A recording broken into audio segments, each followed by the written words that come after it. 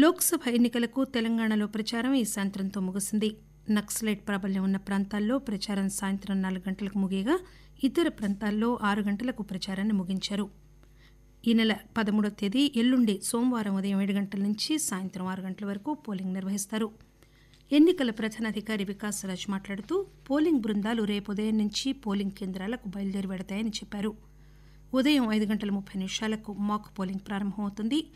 వామపక్ష తీవ్రవాదం ఉన్న 13 అసెంబ్లీ నియోజకవర్గాల మినహా ఇతర ప్రదేశాల్లో పోలింగ్ ఉదయం 7 గంటల నుంచి సాయంత్రం 6 గంటల వరకు జరుగుతుంది.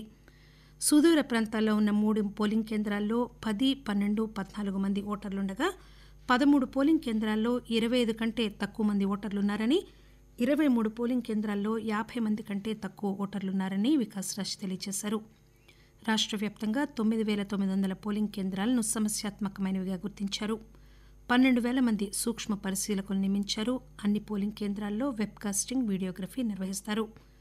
144వ సెక్షన్ అమల్లోకి రావడంతో పోలింగ్ కేంద్రాల సమీపంలో 4 కంటే ఎక్కువ మంది గుమిగూడకూడదని, ఎన్నికల ప్రచార సామగ్రి కానీ గుర్తులను కానీ ప్రదర్శించడానికి వీల్లేదని, బల్క్ ఎస్ఎంఎస్ని కూడా పూర్తిగా నిషేధించారని వికాస్ రాజ్ చెప్పారు.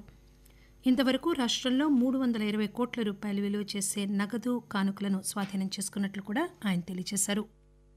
ఈ రోజు రాత్రి రేపు రాత్రి very important from the point of view of monitoring the movement of various inducement related material. Flying squads ఉండొచ్చు, అఫ్ కోర్స్ పోలీస్ టీమ్స్ ఉన్నాయి, వేరే ఎన్ఫోర్స్మెంట్ డిపార్ట్మెంట్స్ వాళ్ళ టీమ్స్ కూడా ఫీల్డ్ లో ఉన్నాయి. వాళ్ళు కూడా కంటిన్యూస్ గా రాత్రి నిఘా పెట్టుకోవాలి. ఎస్పెషలీ గ్రామాల్లో, వీకర్ సెక్షన్ ఏరియాస్ లో, వల్నరబుల్ ఏరియాస్ లో they have to continuously have a watch. Obviously loud speakers are not permitted. All కళ్యాణ్ మండపాలు, marriage halls, community halls, where general గా ఎలక్షన్ క్యాంపెయినింగ్ కోసం బయట వాళ్ళు వచ్చి కొంత ఉంటారు. So they are not suppose to be there. So they are expected to leave by 4 o'clock and 6 o'clock respectively.